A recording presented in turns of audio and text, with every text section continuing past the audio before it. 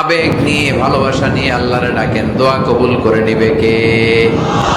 এই দোয়ার মাঝখানে যদি এক ফোঁটা চোখের পানি ফেলতে পারেন, কবুল হবে?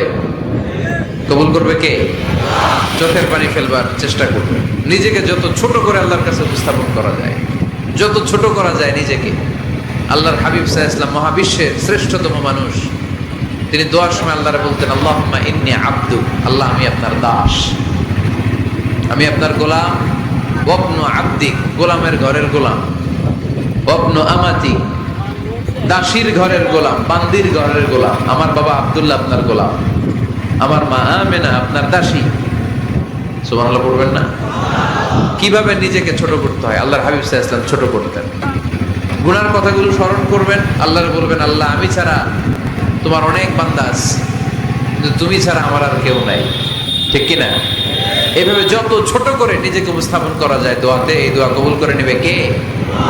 এরপরে সম্মিলিত যদি দোয়া হয়, যিনি দোয়া করবেন তার প্রতিটা দোয়ার পরে আমিন বলা সুন্নাহ। যদি কেউ দোয়া করে রব্বানা আতিনা ফিদ দুনিয়া হাসানা ওয়া ফিল আখিরাতি হাসানা ওয়া কিনা আযাবান নার, তখন সবাই কি বলবেন? এই পদ্ধতিতে যদি আপনি দোয়া করেন, আল্লাহর কাছে প্রার্থনা করেন আর ফরিয়াদ